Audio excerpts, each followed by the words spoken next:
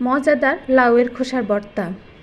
যদি একবার এভাবে লাউয়ের খোসার ভর্তা বানানো হয়, আশা করি আমার মতো যে কেউ লাউয়ের খোসা ভর্তার ফ্যান হয়ে যাবেন। হ্যালো এভরিওয়ান, আসসালামু আলাইকুম।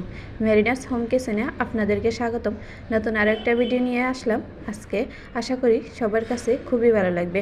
চলুন চলে যাই মূল রেসিপিতে। এখানে একটা লাউ ছুলে লাউয়ের খোসাগুলো ধুয়ে নিয়েছি, আর এখানে কড়াইয়ের মধ্যে পরিমাণ মতো পানি নিয়ে খোসাগুলো দিয়ে দিয়েছি। খোসা আন্দাজে আমি কয়েকটা কাঁচামরিচ ধুয়ে দিয়ে দিলাম, আর একটা ঢাকনা দিয়ে ডেকে 10 মিনিটের মতো মিডিয়াম হিটে জালটা রেখে আমি খোসাগুলো সিদ্ধ করে নিয়েছি।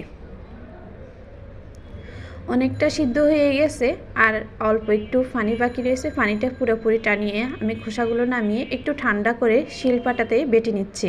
আপনারা চাইলে ব্লেন্ডারে ব্লেন্ড করে নিতে পারেন। আর সাথে নিয়ে নিয়েছি কয়েক টুকরা ধনিয়া পাতা, যেন ফ্লেভারটা আর একটু ভালো হয়।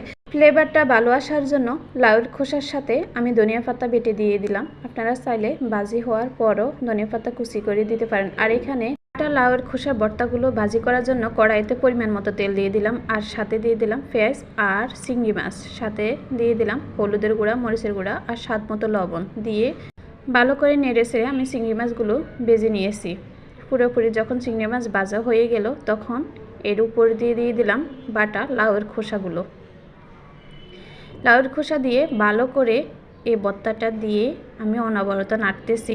মিডিয়াম হিটে জালটা রেখে ভর্তাটা যখন সম্পূর্ণ একবারে শুকনো শুকনো হয়ে গেল, কড়াইয়ের গায়ে থেকে উঠে আসতেছে, তখন এই পর্যায়ে আমি ভর্তাগুলো নামিয়ে দেব। খুবই অসাধারণ একটা ভর্তা। আশা করি আমার ভিডিওটা সবার কাছে খুবই ভালো লাগবে। যদি ভালো লেগে থাকে অবশ্যই আমার ফেসবুক পেজে ফলো দিতে ভুলবেন না, ইউটিউব চ্যানেলটা সাবস্ক্রাইব করবেন। আজকের মতো এখানে বিদায় নিচ্ছি। সবাই ভালো থাকবেন। আল্লাহ হাফেজ। আসসালামু আলাইকুম।